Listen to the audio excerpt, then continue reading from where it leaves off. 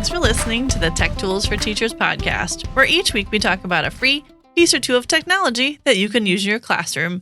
I'm your host, Shannon Martin. I'm a middle school teacher, technology, and instructional coach for my district. And I'm your producer and husband, Fuzz Martin, and I'm talking to you directly instead of to the listeners today. For some reason, it was just by accident. Hey, do you know who my favorite explorer was? Magellan. Internet Explorer. Oh, dumb. But here I am.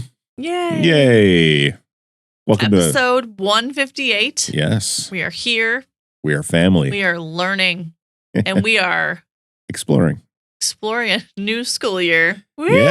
Yeah. How's it going so far? Good. It's good. I am heading into week 3. Again, some school districts are heading into week 2.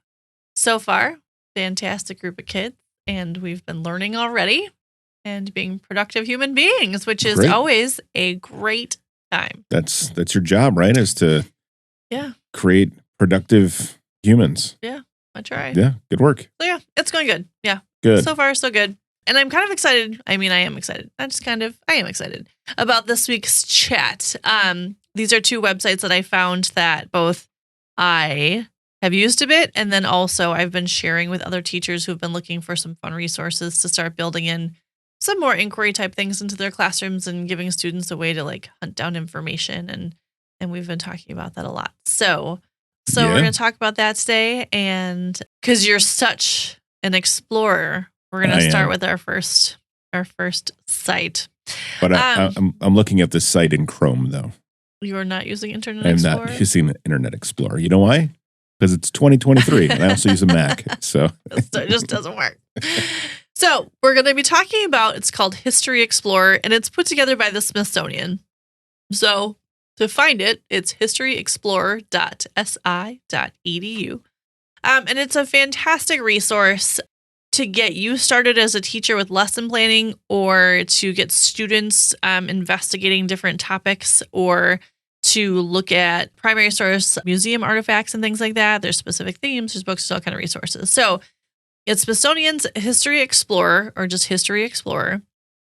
And it has all kinds of things. So if you're walking through like the beginning part of the site, I have found that it looks like, oh, it's just informational, but really, wait, there's more. It's one of those kind of websites. So you can choose if you want to explore an artifact, reviewed websites, materials, primary sources, interactive media, lesson plans, activities, or even worksheets. So you get to pick what you want. I'm going to go for, let's go for interactive media today. You can choose your grade level, which I always appreciate. So it's going to be leveled information and leveled text, K2, 3, 5, 6, 8, or 9, 12. So we have the gamut, which is great. I'm going to choose 9, 12 to begin with. And then what I really like is you can choose your historical era. So depending on what you're teaching in class or you want your students to focus on, you can pick from the beginnings to 1620 all the way through the present. I'm going to randomly click on 1850. Cross-curricular, and you hit search. And this magic little button comes with all kinds of things for you. So there's reference materials. I can choose like American Democracy, A Great Leap of Faith. There's articles. There is a 3D tour of Abraham Lincoln's life mask, which is kind of cool. And then you can choose your era, and then we'll also link you to more articles. It will get you to the resource that you want. And what's cool is that as you're looking through different information, it will say, like, if it's going to link you to a museum artifact, or it'll link you to a video, or it might be a different article. It also will take you to other websites as well that will help you find information. So that's pretty cool. So when you're searching, you can also just like search lesson activities and then choose your grade level. It will drop things specific to grade level. And one of the articles is Young People Shake Up Elections. It's the one that keeps coming at the top. And they've got 612 information. Click Get the Resource. It will give you the article, and then it will have like linked in different information, lesson planning, and things like that you can use. And you can use the information in your class. Students can use it if you just click on like interactives and media. You can search a topic. So give me a topic search. What do I need? Okay. Something in history. Topics are the Civil War. Okay. More specific. More specific. All right. How about the surrender at Appomattox? That's what I was going to say. I know. So the surrender at Appomattox Courthouse. What do we got? It'll give you related books. It will give me History Explorer sites. It will give me information. And I misspelled what I was typing. So it's like, hey, girl, you totally misspelled that. And now we're fixing it.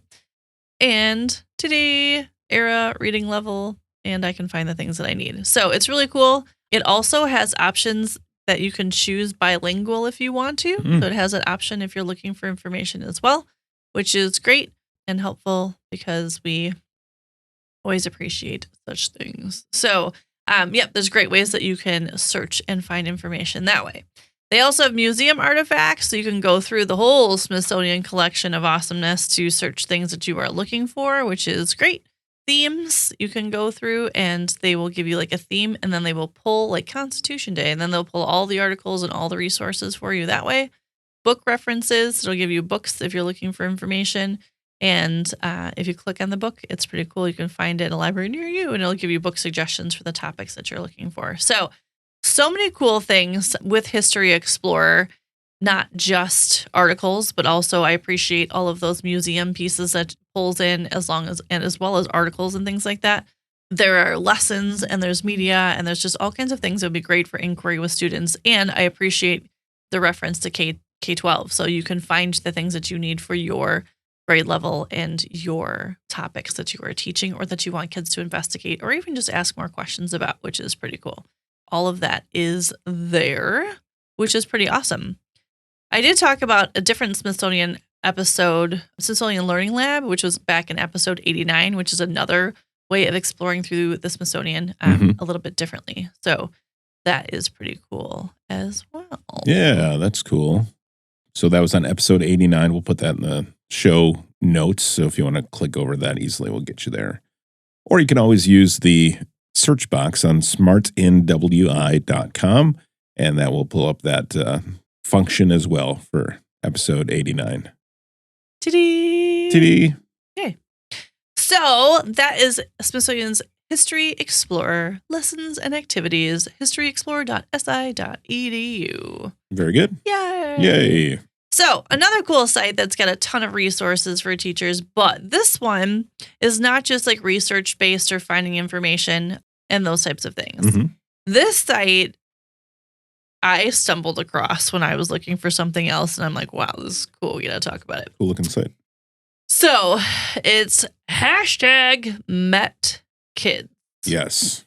Now I need to explain this a little bit. It is through the Metropolitan Museum of Art. And they point out it's made for, with, and by kids. Okay, the site is super cool. It's one of those that you want to just drop in your Google Classroom and kids can just be on it and they're going to be engaged in what they're doing.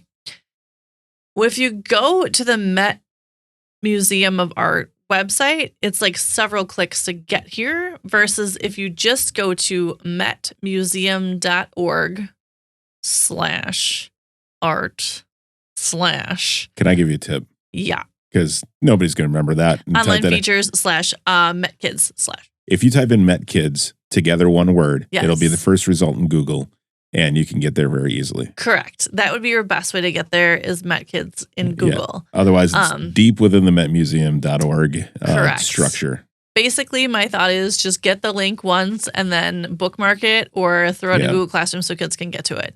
Because once they do, there's so many cool things that they can like learn and explore on this site. So #MetKids it's super cool. So your options are you can explore the map. So you click on the first button and the kids can explore the map. It's like, welcome to the Metropolitan Museum of Art. And then it talks about the Metropolitan, which I love because it gives kids, like our kids in Wisconsin, may have never traveled that way. And it gives them like, hey, this is like a cool museum in another part of the country. And then maybe you can learn more about the East Coast and you can learn. Anyway, I just think about all those things. So the first exploration piece of the Met, you can zoom in, zoom out. And it's almost like Where's Waldo? Is like it's just like an image with all these little cartoon people and these red and yellow dots everywhere. So if you click on the red dots and the yellow dots. Mm-hmm. They take you around the museum. They zoom in. They give you information about it. They let you imagine. Oh, yeah. And there's like fun sounds too. And then, so basically there's like, here's a fact. So I just clicked on the golden goblet with personifications of Cyprus, Rome, Constantinople, and Alexandria. Cool. There's a fun fact. So this goblet is heavy to lift, and when it is not filled with something to drink, made of solid gold. Okay, cool. So it gives you like the background of the object in the discover part. Then they have an imagine part. So some people think the treasure belonged to Avar Chief. I think I'm saying that right. Others say it was an artist who worked with gold and silver. What would you do with this fancy golden cup? What would you like to drink out of it? It's like poses questions to like bring it into their world. Mm-hmm. Like, why would I care about this cup? And then they have a create section. So this treasure wasn't discovered for hundreds of years after it was buried. Someone should have a treasure map. Make your own treasure chest and treasure map. So it gives kids like the information, something to think about, and then create a connection and like make like comes like a little project basically, or an assignment or whatever to go with it, which is really cool. So each of the red buttons will have like that discover, imagine, create part, which is really cool. And there are different artifacts around the museum. Then if you click on the yellow part, like the yellow little where's Waldo dots, those are just specific to the museum. So like, here's the gift shop. Here's the information desk. Here's the Great Hall of Flowers. So what's cool is then you get like a little tour through the museum, and then all of the red buttons give you all of these cool, fun, interactive facts, and you can answer questions, and you can build it into like little writing projects or little projects throughout your classroom, and just let kids do a whole inquiry based on their adventure of the Met Museum. Which is all just in the map section, which is very cool. Then, if you click on Time Machine, which is probably my favorite. Yeah, that was where that noise that you heard earlier came from. Yes. So when you're in the Time Machine, because clearly you're skipping ahead of me, what you do is you have to choose a time period, geography, so a place in the world, and then a big idea. So I'm going to choose like 1600 to 1880. Okay. And then geography, I'm going to pick Europe. And then big ideas, I can choose from inventions, creatures, mythologies, sports and games, secrets, city and country, magic and mystery, fashion, or spaces and places. I'm choosing secret. Then when you pick these ideas, it gets this little like twirly thing, and you push the red button, and then boom. You get cool things in the museum. So you can then, it'll load it in to like where it is in the museum. It'll give you a fun fact. Mine came up with a painting, The Fortune Teller. And then fun fact, discover, imagine, and create all comes up. So it's a way of like exploring the museum specific to a time period and a place in the world. So you could totally set kids up for like a cool exploration if you're studying a specific part of the world, or if you want them to engage in different time periods in the world. It's really fun to like click around and have this information come up at you, which is pretty neat. That's super cool. And also with the Time Machine, you don't have to select like in order. You don't have to pick the location. Like you can just select like I'm on like sports right now. Yeah. And it'll bring up those without you having to go like right. You don't have to go through all the pieces. You don't have to narrow it down as much. And then you can click the button to hop back in the Time Machine, and they can pick something else, which is really cool. It is cool. And then where'd you go? What'd you see? Tell us about the world. I don't know. It's cool. And they could share it out in front of their classmates or share it with a partner and then do some more additional research. I don't know.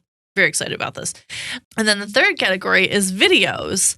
And what's cool about these videos is the Q&As that have been collected. So like, how can art tell us about who we are? And can painting tell more than one story? So it gives connections to art, specifically with Q&A videos. That would be great for class discussion and for having students learn a little bit more about different parts of the world and different things like that. So MetKids has then these cool videos that link in as well, which is pretty awesome.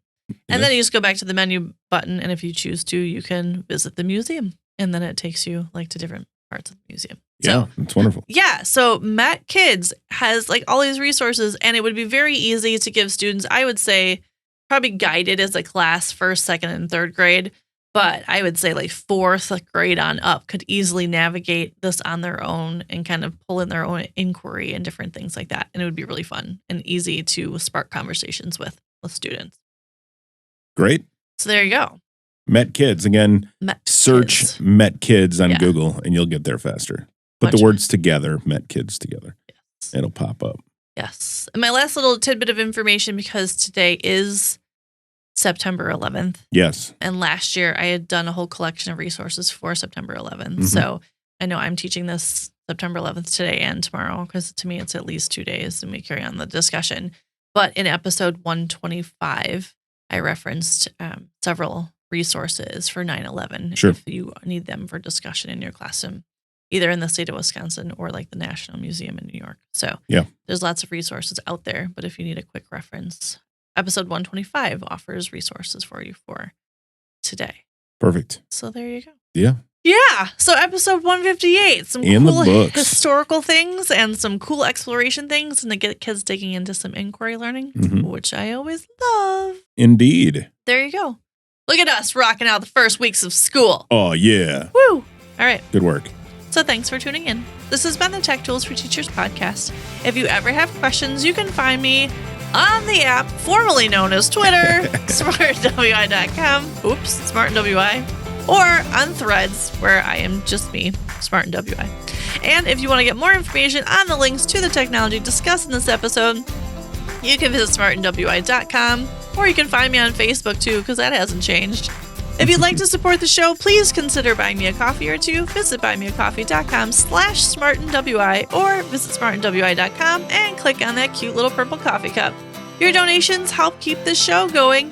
New episodes each week. Thanks for listening. Go educate and innovate. The ideas and opinions expressed on this podcast and the Smart NWI website are those of the author, Shanna Martin, and not of her employer. Prior to using any of the technologies that we've discussed on this podcast, please consult with your employer regulations. This podcast offers no guarantee that these tools will work for you as described, but we sure hope they do. And we'll talk to you next time right here on the Tech Tools for Teachers podcast.